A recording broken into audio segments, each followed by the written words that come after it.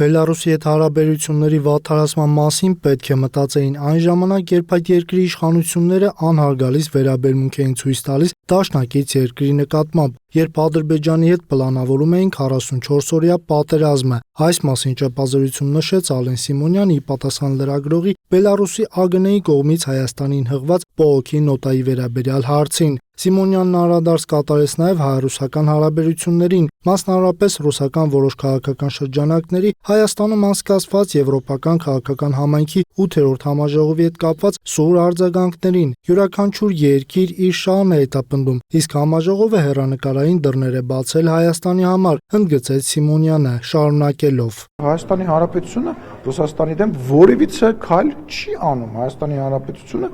իր անվտանգությունը, իր քաղաքական ուղղությունն է ապահովում։ Յուրաքանչյուր երկրի, այդ թվում Ռուսաստանի հետ հարաբերություններում Հայաստանն առաջնորդվում է իր շահերով, ընդգծեց ազգային ժողովի նախագահը, ապա ավելացրեց նախկինում Հայաստանը ծնկած է եղել եւ առաջ է շարժվել բացառապես ուրիշների թելադրանքով։ Սիմոնյանը թվել է դրա պատճառները. Մեր նախագահական ընտրությունները անցել են կեղծիքներով եւ հələ կենտրոնական ընտրական հանձնաժողովը չհայտարարած արդյունքները Ռուսաստանը շնորհավորել է, նշանակել է ստեղ նամեսնիկ։ Մեր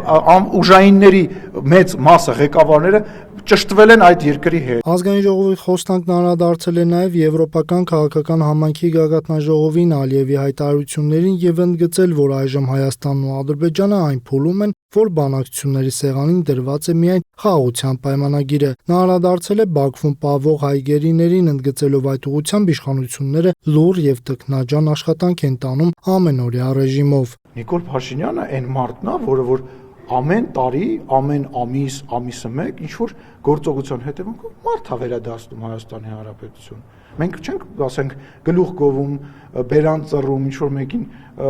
փորձում լավը թվալ, չգիտեմ, քաղաքականության մեջ տղամարդ խաղում։ Մենք գործ ենք անում եւ այդ գործի հետևանքը այն է, որ արդեն ընդամենը 19 հոգի է մնացել հաստատված Ադրբեջանի բանտերում։ Ազգային ժողովի նախագահ Ալեն Սիմոնյանը իր ադրբեջանցի գործընկերոջը հրավիրեց Երևան, հույս հայտնելով, որ պատե առիթ կստեղծվի եւ ինքը նույնպես կմեկնի Բաքու։